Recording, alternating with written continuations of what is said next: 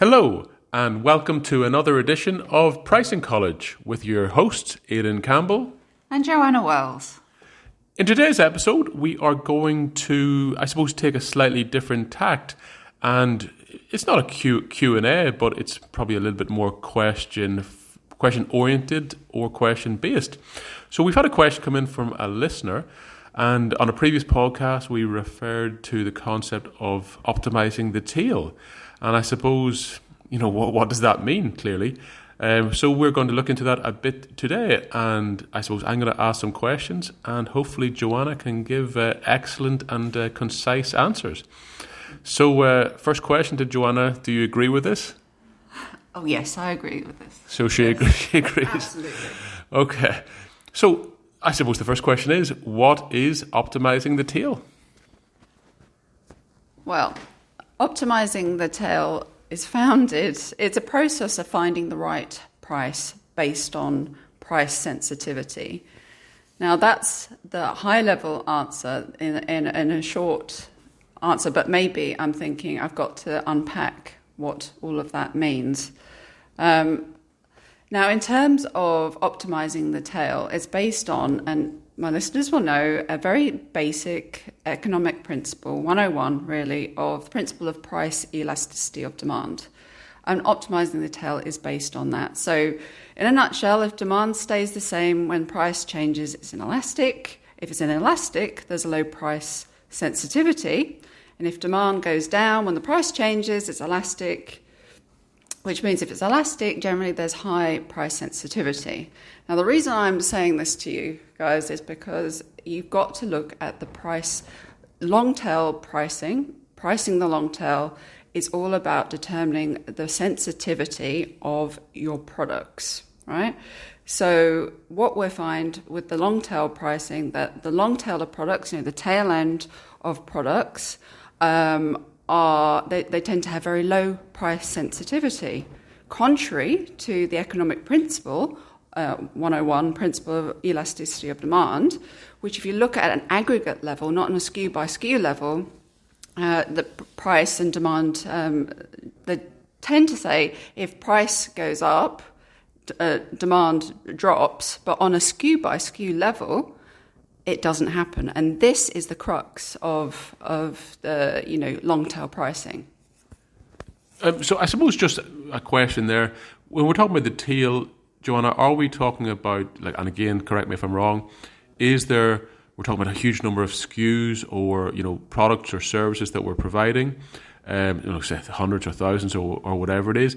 And when we're saying the tail, are we talking about a certain smaller subcategory, a category?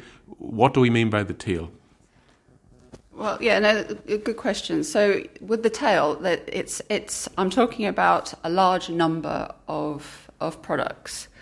In terms of what type of products consist in that tail, it can be across categories. But generally speaking, what you need to do to order and understand the tail is order it and rank it by revenue. Is it a misconception that the tail is, the unimportant things? Are we saying it's when somebody goes into, a supermarket, maybe a poor example, but you've got your staples, your bread, your butter, your milk. Are we talking about the tail as being the little bits that people don't think about? In an industrial B2B, is it, you spend 90% on your requireds, and then there's just the little bits that just get thrown in and you don't think about it? Is that, I might be wrong, but does that have an aspect there? Yeah, no, that's exactly right. It's often the area that companies ignore, but actually it has the highest price premiums because of this principle of price elasticity of demand at a SKU level. So often people don't understand the value of that product at a SKU level and often discount it unnecessarily, even though the price has increased and demand has stayed the same. It's inelastic in a sense. It's got low price sensitivity. And what they tend to do, and which is a more risky pricing move, is change the pricing at the head of products. We call it the best sellers, the ones that's got high price visibility in the market. That's where people normally play. With long tail pricing, what we're saying is actually let's optimize the tail not only do you have more price premiums, there's low price sensitivity, it's sort of more under the radar, but you'll get more incremental EBIT growth from doing that, and safely. The term you use there, under the radar, like, are you saying that, it's almost like, is this a lower risk approach to the price optimization? Is it, is it likely to, are we trying to sneak it through? Is that a concept, or are we trying to, like, obviously a lot of our listeners are interested in how to get through a price rise, certainly this year, but are we saying that this is more likely to get through, do you think, or is it more likely to not attract real procurement attention, or they're not likely to bash us down as much in this approach? Look, here we're talking really about price scope, but in terms of the principles of, long tail pricing, what we find is there's a lot of visibility, both from the business and their customers, for these bestseller products, the head of the tail, really. Those ones, that's highly visible in the market. And what we find is people tend to change the prices there. That's the risky approach. What I meant about under the radar with the long tail approach is that often, because the demand and elasticity, you can change prices and the elasticity doesn't change so much because there's so much low price sensitivity, it goes under the radar, naturally speaking. However, what's really important here, there's no sneakiness or underhand, things going on, because you've got to always optimize everything within a price bandwidth. And here we're moving on to the topic of price positioning. So really, you've got to understand the price bandwidth. Now, that's your max and min price. Where does that skew? How does it perform within its own bandwidth? Within its own bandwidth and with the bandwidth of the category. You've got to be really quite disciplined here. You can't go above and beyond. You've really got to work, and this is what the term is, optimize within that range. To get the optimal price point safely. There's no sneakiness. It's all very scientific and mathematically based. However, overall, we do find, once you've got your price positioning, you know where your prices sit in the market, that you can start implementing more techniques like long tail pricing, and really start testing your price bandwidths by using elasticity modeling. To some extent I feel like I am back in school here, but and they say in school there's no bad questions, so I'm just going to keep asking. It makes perfect sense that this is a low risk approach. Obviously, with a pricing project, we always go low risk to start with. You don't go in and massively discount or increase your core product. That makes perfect sense. I suppose a question businesses would have will be, if it's the tail, if it's the stuff that maybe won't get as much attention, will we? You might get more percentage increases, etc. there, but will it actually, move the dial on the macro level? Will it actually produce much cash or benefit? If this is only the smaller tail of stuff, is it even worth the hassle? Is a question.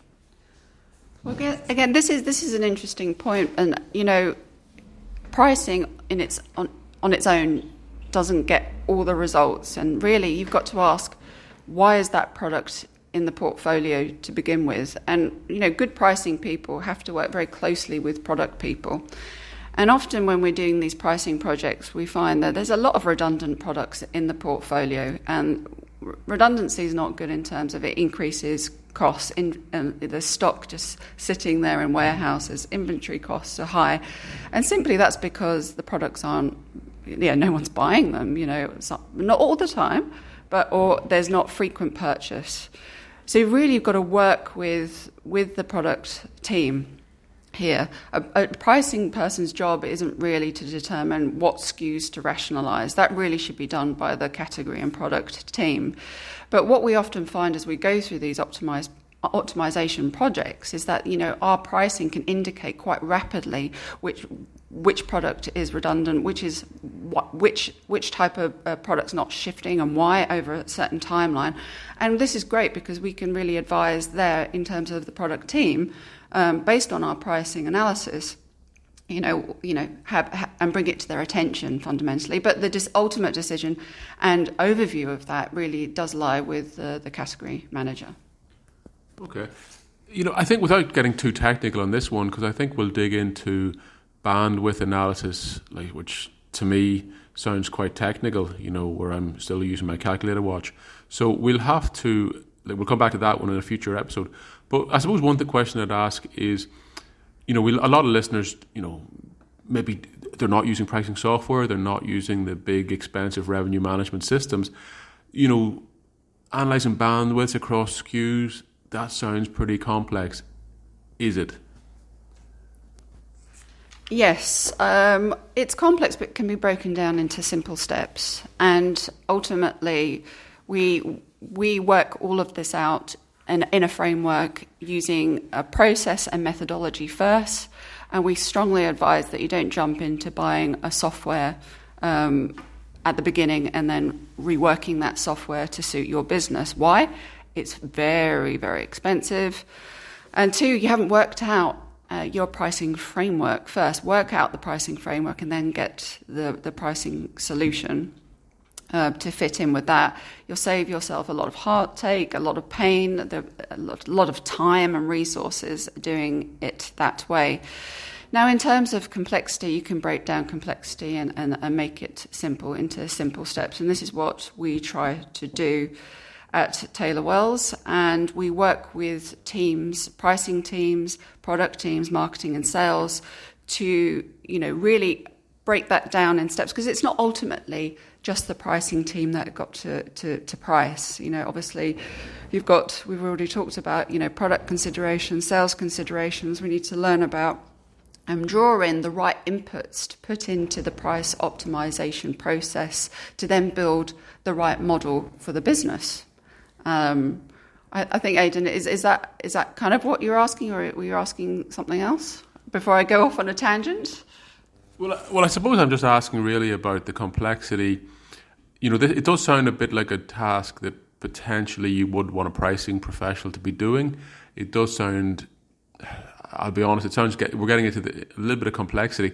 And I suppose it's just, is this applicable to most companies? How many SKUs do we need in a business to be, obviously it's a lot of companies B2B. If you're selling parts, you could be selling thousands. Clearly, you could be selling regularly. Do we need, how many SKUs are we talking as a minimum basis for this approach? What's maybe because I'm assuming there's no piece of advice we give would be suitable for every company. But is it, maybe just talk a little bit about what sort of company it would be suitable for, and just the level of complexity and who would be doing this work maybe. Yeah, and in terms of, we'll start with the basics there. I mean, good questions. In regards to the number of products, we tend to recommend above 300 to really get the most out of this optimization project.